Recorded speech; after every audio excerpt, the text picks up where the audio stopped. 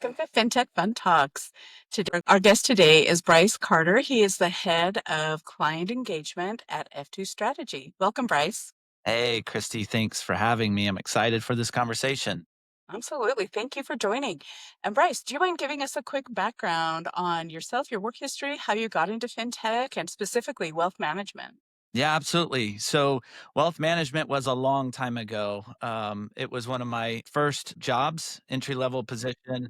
I got a job at Wells Fargo Bank. I was in their wealth management group on the business side of things. So the thing that I was responsible for was implementing centralized investment strategies. So think about trading client portfolios towards centralized models.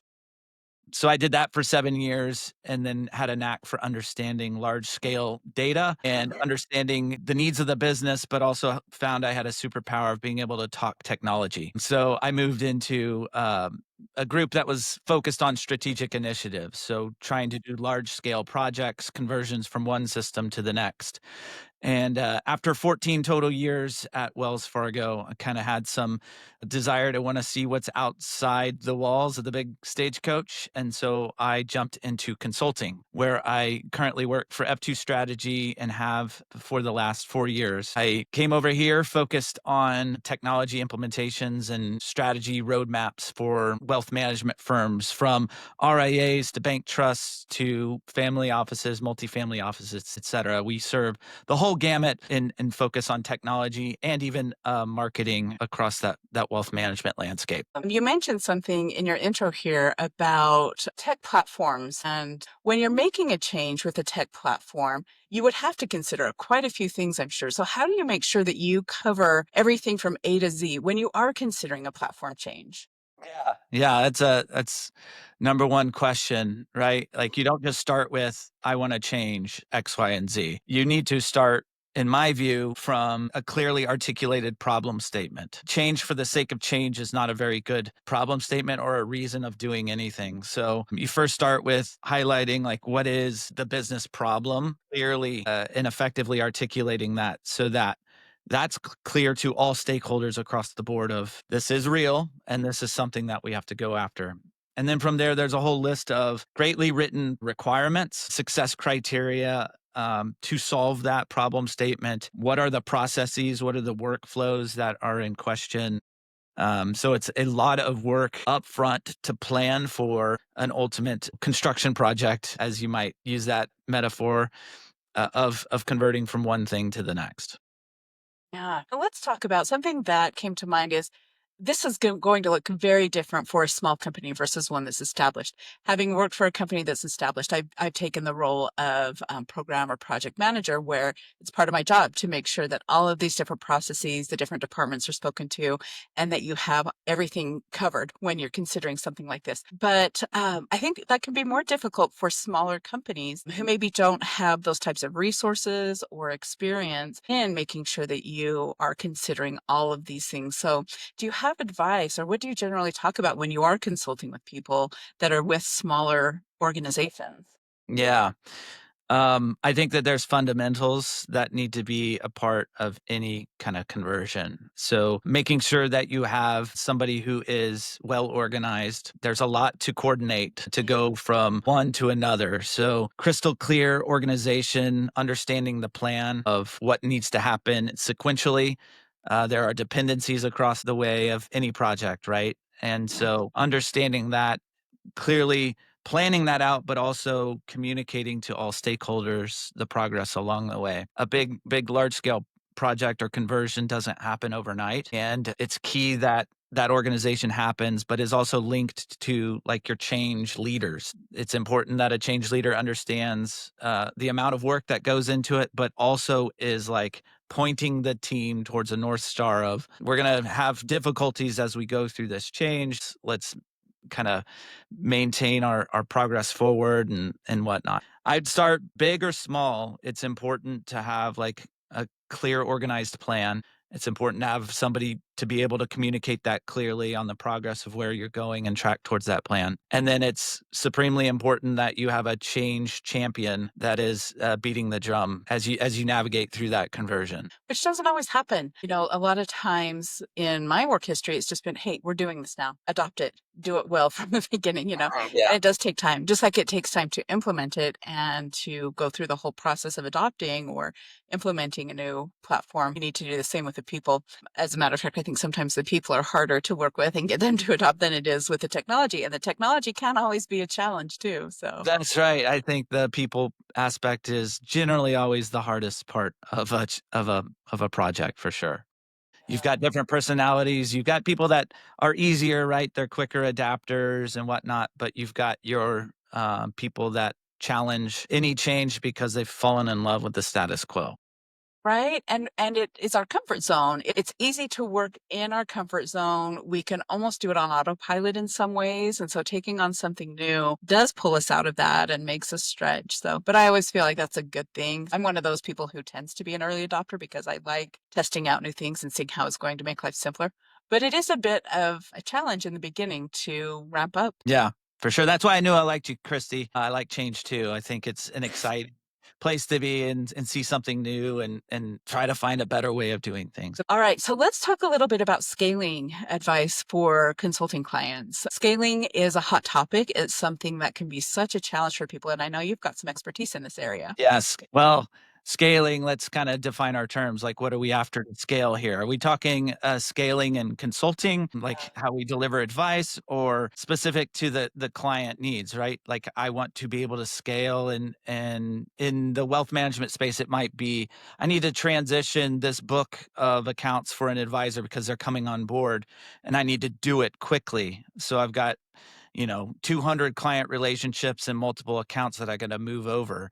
And I want to do that in scale as opposed to going one by one. That's a particular use case that we see in the wealth management space. Do you have specific advice in that area? Because I think you're spot on. People don't want to go one by one. Once they've got their platform or their service and they're ready to go, they've got maybe a few on board and they're ready to grow. I'd say leaning into technology can certainly help scale a process like that. We call that advisor transitions, and start with a set of data, whether it's a protocol transition, right? You're allowed to have certain data that you pull over from your previous firm, and then that enacts a process where you begin reaching out to your clients and notifying them of the conversion, getting them on board. There is some level of coordination to document, work with the clients on signatures, and you could do that by printing out a piece of paper and mailing it on, right? Like the manual way. Or as we see the firms that have figured it out are doing it digitally, they're utilizing a properly integrated CRM that links to digital documents and signatures, and it comes in and it flows so that they're able to then move into the next part, the client, the new account opening process, which can be a little bit arduous at any one of the custodians. So I think that to answer the question there is really clearly articulating out what the ideal process is, and then working with your technology providers to ensure that that documented process is aligning with the stated functions of that technology. There's so much that can be simplified in using that technology. And I think back to the times when things like DocuSign were in the early days and people wondered, like, is this legit? Like, it's not my actual signature. How can we make this legit? Definitely. And we've got regulations around it now and it's legally binding. So yeah. I think I'll add something too. It's just Mhm. maybe a fun anecdotal story, but as I was cutting my teeth in this industry and learning, the impacts of processing large sets of data. You might remember historically during the financial crisis, Wells Fargo acquired another very large bank called Wachovia. Yeah. And in that situation, we went from like 13,000 accounts that we were looking out for to 27,000 Oh, accounts. wow. And Yeah. something we didn't think or know of on the side of the business was when we went to do a large rebalance. So we're basically moving all the client portfolios to their intended models. We went almost overnight from half size to now double, right? And we learned, we did the rebalance, we put the trades in, and what we didn't know was the limitations of the technology that we were on. So our core accounting system effectively got so much trades that they needed to process for settlements and whatnot that the next day it shut the entire system down. Like we overtaxed the system and they couldn't handle the processing. So we And you're learned, scrambling. What do you yeah. do? Then you're Yeah. like, well, it shut down the entire business for a day, right? Like the Wow. core platform was like you couldn't do wires, you couldn't do anything. And so I think it's critically important for the business and technology to know their limitations and kind of put the bounds by which you don't want to break your systems for sure. So scale is critically important, and understanding the ends of which you can actually process something is critically important for all stakeholders to adhere to after they first know it, right? You actually don't know it until something like that happens, or if you're looking into it proactively in advance, right? Like after you have after you have an incident like you did, you're going to be much more prone to be proactive and look into things in the future as Okay, you're planning yeah. releases or acquiring things. I think that's a hard ask though, because I remember having that learning that I took into our large scale transformations. I'd ask, like, we need to scale test this. I want to see what happens when we try to put through, 400,000 trades. Do we break the system? And what I found is along the way, the technology providers aren't ready for you to scale test their systems until you're going live already. So Yeah, that is a challenge. yeah, Yeah. I haven't seen it done early on in the project and proved out, and that's always a challenge to navigate around. Like to keep you on your toes. Yeah, for sure. Yeah. Anything else on scaling that you would like to touch on? I just reiterate the point of trying to lean into your technology providers and test out what the scale actually is. If you spend all this money to design this great experience, but it doesn't scale, it starts to break down. If you've got 100 clients that enter into the process all at once, and then it takes them 10 minutes to do, you're going to lose a lot of people's attention. So scale is important, not only in delivering advice from a consulting perspective, but also making sure that your tools can actually handle the amount of volume. Thank you. So let's move into trends in the RIA industry. What are you seeing?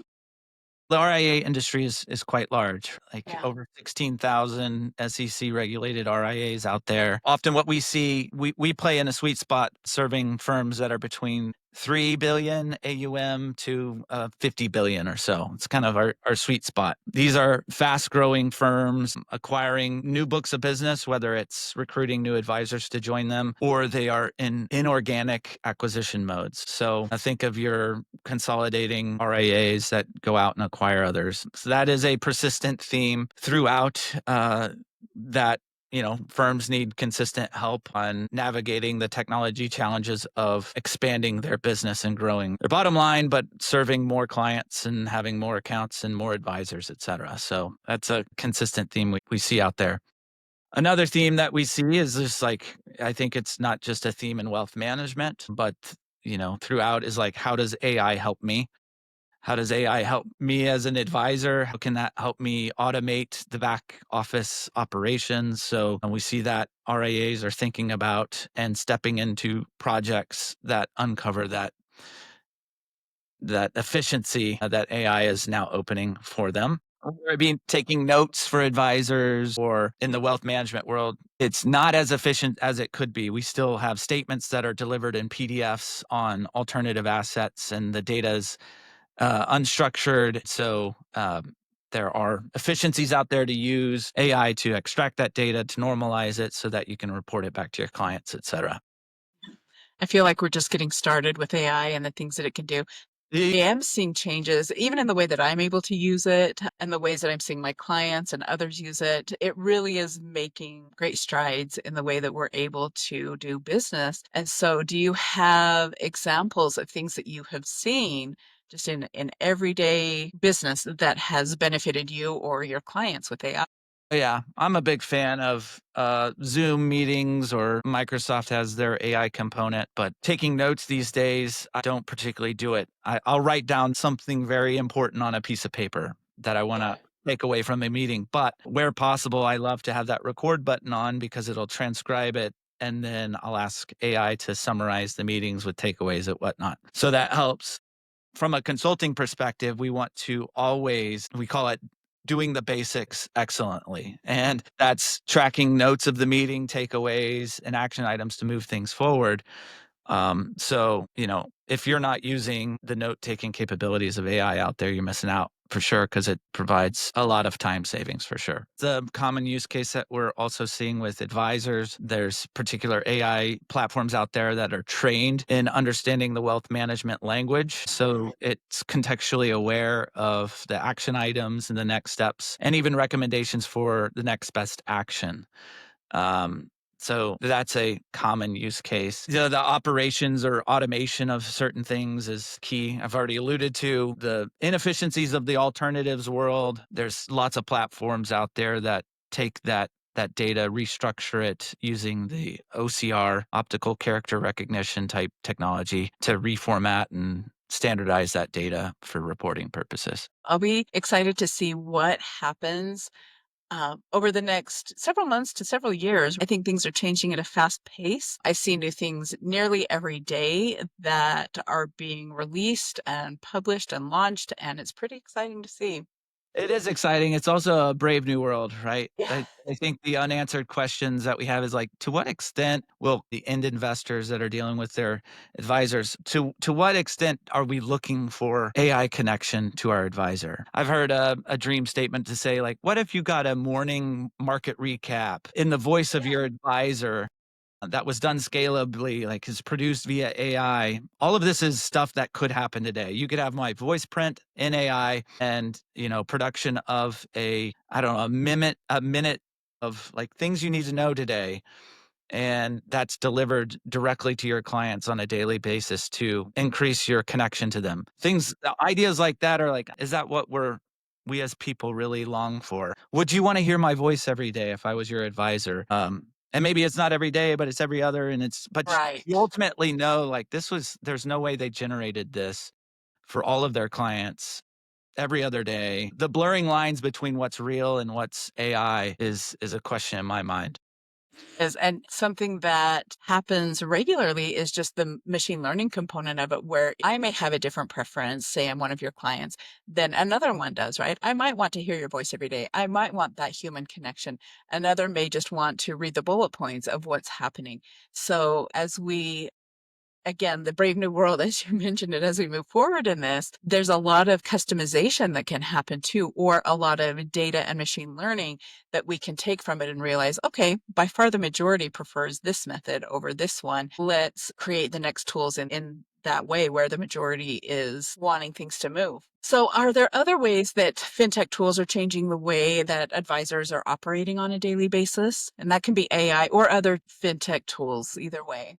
To a stable oldie but a goodie, right, is having a well-established CRM platform. This isn't new. If you're listening and you're hearing me talk about CRM, then I'm sorry to bore you, but I think we've got a scale of different advisors out there. I've dealt with an advisor that's looked at me and he said, my CRM, this is my CRM right here. This little a black book of notes that he has on all his prospects and clients. And that's super old school, in my opinion. And it's fine for them to keep it, but it really isn't scalable in the sense of, That's if you're a true. team Yep. based approach and I'm supporting you as an advisor, but all of your knowledge is in that book, I'm dependent upon you sending me voice messages, texts, whatnot, of the things Mhm. that you learn or write down in that book. So the thing that I say to people is, like, embrace the digital revolution that we're still so far behind on the wealth management space, because it supports the ability to scale that across your team. If all of that knowledge was in a black book, as now converted, and it's in a neatly organized CRM, then that distributes the ability for a broader team to act on that knowledge too. So to answer your question, I'd say CRM still, nobody from our research, nobody absolutely raves and loves their CRM. the promise of the CRM isn't living up to their minds because I don't think they've actually put in the amount of work that it needs and demands for them to lean on it and use it to its full capacity. So, what does the ideal digital client experience look like in today's wealth management landscape? I think, first of all, it would be something that is easily understandable that the advisors, are excited to use from their perspective, but also translatable to how they engage with their prospects and their clients. As a table stakes, it needs to work too. So if you're asking of your client or prospect to deliver over information to you, it should be seamless for them to understand. So it should just follow like design theory and UI design and be beautifully approachable and easily understandable. I haven't seen it out there done fantastically yet. Still think this is just Bryce's opinion, Yeah. but the digital experience across the board in wealth management still leaves something to be desired, right? That kind of leads into what next question is, because I do think there's a difference in what the generations are wanting. So, are you seeing that younger investors are driving different kinds of demand that you need to respond to? Absolutely. And I'll start just by talking about the older generation first. But I remember working with a client trying to move them towards a digital first experience. But by quote, I have so many clients that print off their daily balance sheet. They want a one pager that shows their assets. And this was a quite a wealthy piece of paper. It would reflect somebody that's got well over $200 million. And they wanted it all condensed down to a single page that they printed every single day. So you've got a preference of somebody, an older generation that wants to see it on a hard copy piece of paper that would not even entertain the idea of pulling it up on their phone or a tablet version or even logging into a computer to see a very well designed digital experience of that. So I think what you will find the younger generation, as we get older and the younger generation is growing up, they've known nothing but a digital experience, right? Printing paper is why would I do such a thing? And the moment you print it, it's stale. Oh, Yeah. So I I think you got to we're kind of in a transitionary period between the older generation that's moving on from its paper ways and ultimately the younger generation becomes the older generation. Father time is undefeated, but and they'll be stuck in their ways too, right? they'll be That's stuck just in the their digital human ways, and nature. then at some point in the future, who knows, it's like it's impaled on the back of our eyelids is the new digital experience. Just close Yep. your eyes and you see it. Yep. What's one major disruption that you think the industry hasn't fully prepared for yet? I don't know if they're prepared for economic collapse. No, I'm just kidding. You might need a No one's prepared for that. We don't ever want to be. we're not prepared for economic collapse. But I think the we talked about AI earlier, and we're not fully prepared for the full implications of AI. We're feeding this system so much data, and to the extent of sensitive client data or implications of trademark infringements, anything that I'm not a futurist or a technologist, but I don't know if we're fully prepared for the implications of what AI can do or what it will do, the unintended consequences of what it might bring. A couple of final questions. What is a common myth about self management that you would like to bust? I don't know if I'm the one busting this. I don't think there's this premise out there that technology will just solve all the advisors' problems and it will just buy them so much more time that they can spend with their clients that they're not doing today. I think that premise is a little bit overweight. I do believe that advisors and their teams are doing a lot of work. They are doing client work. And technology is helping along the way. It's better than it ever was 30 years ago. But this premise that, oh, it's just a little bit more technology and the advisors are just going to find this newfound set of time to go print new money and new clients and win so much more new business. I think it's a little bit more iterative than the promise might be saying. Yeah. That kind of makes me think of how, for really my whole career in technology, people have been saying your job, whatever it is at the time, is going to become redundant because of all these technologies. And it really hasn't happened so far. There's always something that still needs to be done that they need to pay humans to do. So, like you said, it's not an overnight type of thing. Even if AI, new technologies, anything along those lines comes in and takes over a portion of it, like you said, it'll be iterative. There will always be something to do. Do you have any advice for a new advisor entering the RIA space? I personally love the RIA space. Yeah. I love the independence and that it gives advisors the ability to not be a captured subject of the bigger mothership. So embrace the fact that you can find the very best products, regardless of who manufactures them, and be a top fiduciary for your clients. I would say to a new young advisor, like lean in and find your niche, find what clients you work best with. Stop trying to be all things to all people and really hone in your message towards the clients that you serve best. Don't try to mimic and compete with other people. Just be the best you and version of you, and that will attract the client type that you do best with. I think it's so easy to want to mimic someone else who we see as being successful, but you find your own success when you're true to yourself and you, like you said, you will attract the right type of people and clients into your life by providing the things that you are the best at. I love Yeah. it. Thank you so much for joining us. We really appreciate you taking the time. Christy, thanks for having me. Thanks for watching our podcast today. I'm Kristen Nielsen. I'm the owner of Copper Canvas Ads Agency, and we partner with fintechs to help them scale their business within a 12-month period. I've been in the industry for over 20 years, and I've seen how saturated the market can be, and therefore how difficult it can be to make your business stand out in a sea of other fintechs that may look similar or maybe even slightly different. But how do you make yours stand out? How do you get your message to the right people and those with high buying intent? That's what Copper Canvas Ads Agency is here to do.